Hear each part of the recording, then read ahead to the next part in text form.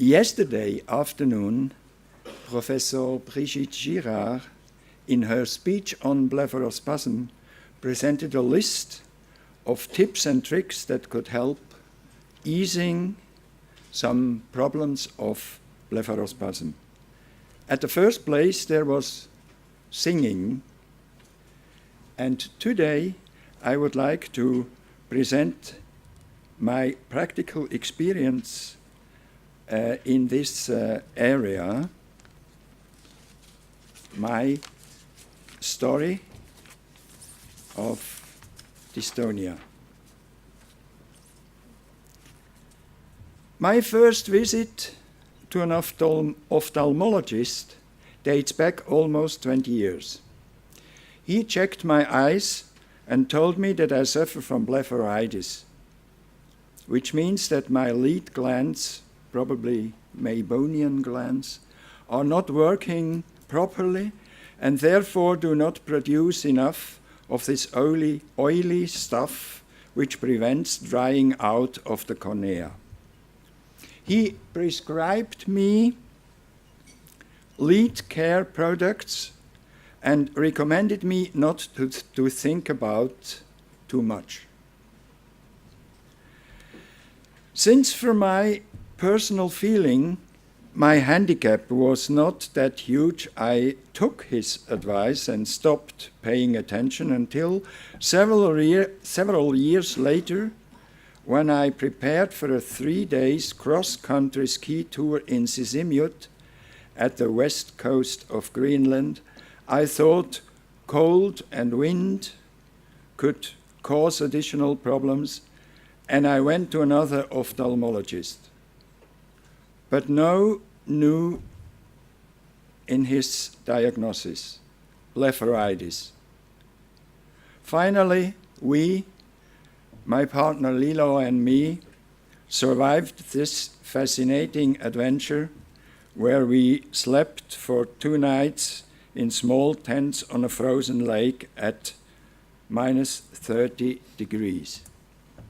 Oh, that was the Meibomian glands. I am too late with that. These are the tents.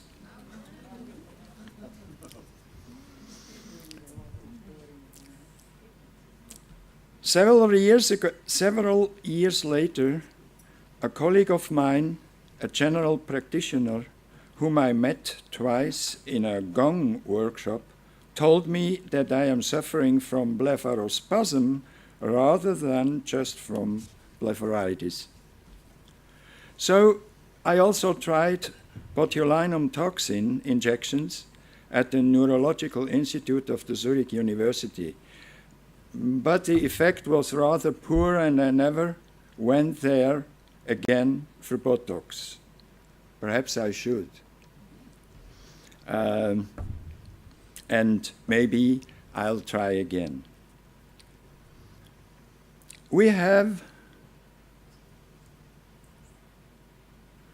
50 muscles in our face. 40 thereof we need for knitting our eyebrows to frown, but only 17 to smile. So we should always be aware smiling is less tiring than frowning.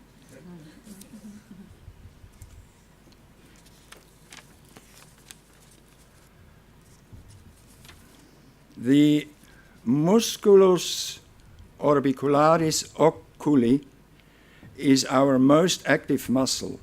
It moves 100,000 times a day, and for some people it can cause blepharospasm. During the following years, I had come to the conclusion that my blepharospasm is closely linked to my emotions, and so I went to a psychiatrist in order to talk to him on this topic.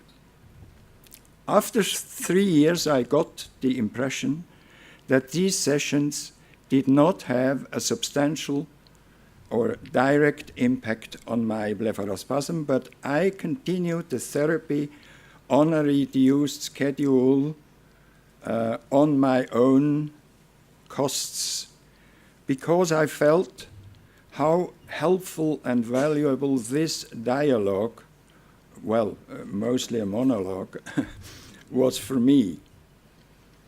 When he retired, 1.5 years later, this was the harmonious way to stop this project. It was like the closing of a circle. I will never forget these sessions and this man, because this talking therapy helped me to bridge the gap from stress and frustration to acceptance, and from tension to relaxation, physically and mentally. I also tried all tricks to get relief, be it by activities like touching the skin of my face and the face and the constrictors of my eyes, or by my geste antagoniste of my left index finger to my left eyebrow. For more than 12 years, I take singing lessons, and I have been active in several projects with different choirs since. So I also started humming, like many people do, and realized that I felt immediately better, and I had the impression of a generally relaxing impact on the muscles of my face. That's why I'm humming now and then. So if you hear me bumble, be it during breakfast or at the coffee break, that does not necessarily mean that I am extremely happy, nor unhappy. The reason could be that at this very moment, I simply remember that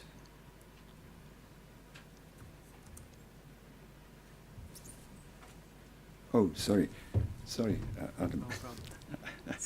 That singing is, reason could be that that humming is like a lullaby for my soul. So the space button. This one. Yeah. Just once. I didn't see it. Yeah, that's the last. So don't fall asleep. There will follow other interesting presentations afterwards. Thank you.